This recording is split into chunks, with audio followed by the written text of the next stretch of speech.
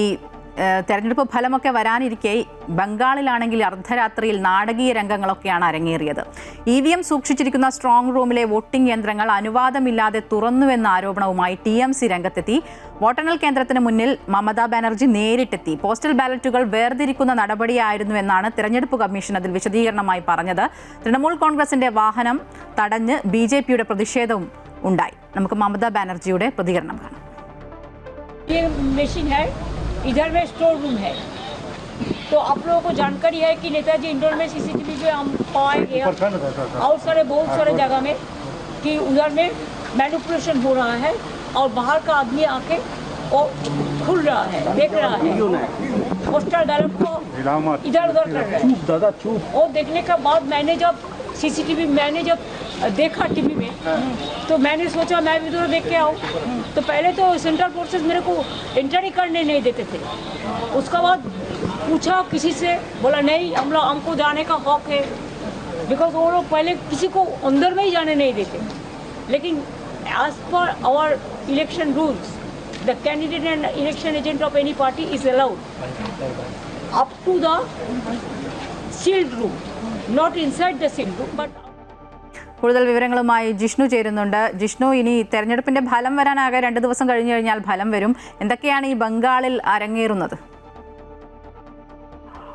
തീർച്ചയായും നാടകീയ രംഗങ്ങൾ തന്നെയാണ് കൊൽക്കത്ത സ്ഥലങ്ങളിൽ ഇന്നലെ രാത്രി അരങ്ങേറിയിട്ടുള്ളത്. മായ ചൂണ്ടിക്കാട്ടിയതുപോലെ നിയമസഭാ തെരഞ്ഞെടുപ്പിന്റെ വോട്ടെണ്ണലിന് ഇനി 2 ദിവസങ്ങൾ, കേവലം 3 ദിവസം മാത്രമാണ് ബാക്കിയുള്ളത്. 4-ാം തീയതി രാവിലെ വോട്ടെണ്ണൽ ആരംഭിക്കും. അതിനു മുൻപായി ഇന്നലെ ഈ വോട്ടിംഗ് മെഷീനുകൾ സൂക്ഷിച്ചിരുന്ന സ്ട്രോങ് റൂമുകൾ അനധികൃതമായി തുറന്നു എന്ന് ആരോപിച്ചുകൊണ്ടാണ് ഇത്തരത്തിൽ തൃണമൂൽ കോൺഗ്രസ് മുഖ്യമന്ത്രി മമതാ ബാനർജി തന്നെ സൗത്ത് കൊൽക്കത്തയിലെ സഖാവത്ത് മെമ്മോറിയൽ സ്കൂളിലെ സ്ട്രോങ് റൂമിലെത്തിക്കൊണ്ട് വലിയ പ്രതിഷേധം നടത്തുകയും ഈ മുൻപിൽ തൃണമൂൽ കോൺഗ്രസ് പ്രവർത്തകർ കൂടുതലായി തടിച്ചെത്തിക്കൊണ്ട് തെരഞ്ഞെടുപ്പ് കമ്മീഷൻ ഉദ്യോഗസ്ഥർ അനധികൃതമായി ഈ സ്ട്രോങ് റൂമുകൾ തുറന്നു, അത് ചില കൾ നടത്താനുള്ള ഉദ്ദേശമാണുള്ളത് എന്ന് ചൂണ്ടിക്കാട്ടിക്കൊണ്ട് വലിയ പ്രതിഷേധമാണ് നടത്തിയത്. ഇതിന്റെ പശ്ചാത്തലത്തിൽ കൂടുതൽ കേന്ദ്ര സേനയെ വിന്യസിച്ചുകൊണ്ട് സുരക്ഷ ശക്തമാക്കിയിട്ടുണ്ട്.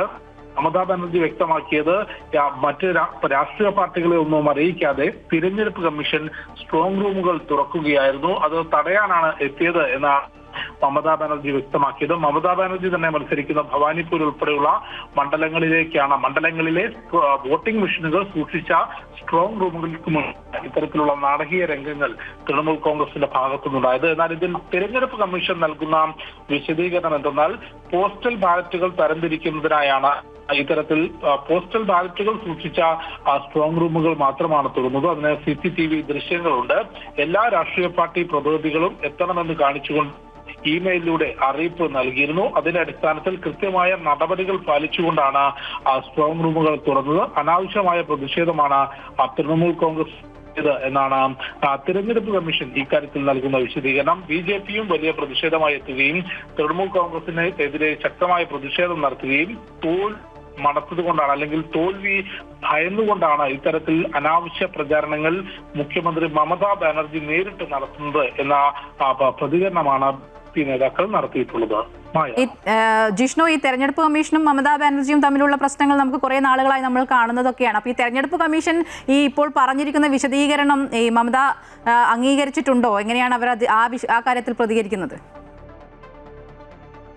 മമതാ ബാനർജി ചൂണ്ടിക്കാണിക്കുന്നത് തെരഞ്ഞെടുപ്പ് BJPയും ഒത്തുചേർന്നുകൊണ്ട് ചില ക്രമക്കേടുകൾ വോട്ടിംഗ് മെഷീനിൽ നടത്തുന്നു. തെരഞ്ഞെടുപ്പ് നടപടികളിലെല്ലാം തന്നെ അതിൽ ഈ കേന്ദ്ര സേനയെ വിന്യസിച്ച കാര്യത്തിലും CRP വിന്യസിച്ച കാര്യത്തിലും തൊട്ട് ഈ തെരഞ്ഞെടുപ്പ് നടപടികൾ ആരംഭിച്ചത് മുതൽ തന്നെ മമതാ ബാനർജി കമ്മീഷനെതിരെ രൂക്ഷമായിട്ടുള്ള ആരോപണങ്ങൾ ഉന്നയിക്കുന്നുണ്ട്. ഈ വിഷയത്തിലും മമതാ ബാനർജിയുടെ നേരത്തെ നമ്മൾ കേട്ടതാണ്. മമതാ ബാനർജി ചൂണ്ടിക്കാണിക്കുന്നത് BJPയും തെരഞ്ഞെടുപ്പ് കമ്മീഷനും ചേർന്നുകൊണ്ട് തെരഞ്ഞെടുപ്പ് നടപടികൾ അട്ടിമറിക്കുകയാണ്, BJPക്ക് വേണ്ടി തെരഞ്ഞെടുപ്പ് പ്രവർത്തിക്കുന്നു തുടങ്ങിയിട്ടുള്ള ആരോപണങ്ങളാണ് മമതാ ബാനർജി ചൂണ്ടിക്കാണിക്കുന്നത്. അതിന് മറുപടിയായി BJP നൽകുന്നതാകട്ടെ ഇത്തവണ തോൽവി ഉറപ്പായതുകൊണ്ട് ഇത്തരത്തിലുള്ള അനാവശ്യ പ്രശ്നങ്ങൾ മമതാ ബാനർജി ഉണ്ടാക്കുന്നത്. തോൽവിയുടെ പഴി തിരഞ്ഞെടുപ്പ് കമ്മീഷന് മുകളിൽ ചാരാനുള്ള തന്ത്രമാണ് മമതാ ബാനർജി തൃണമൂലം നടത്തുന്നത്. തിരഞ്ഞെടുപ്പ് നടപടികൾ സുതാര്യമായി നടക്കുമ്പോൾ അതിനോട് സഹകരിക്കാതെ ഇത്തരത്തിൽ അനാവശ്യ പ്രശ്നങ്ങൾ ഉണ്ടാക്കുകയാണ് തൃണമൂൽ കോൺഗ്രസ് എന്നുള്ളതാണ്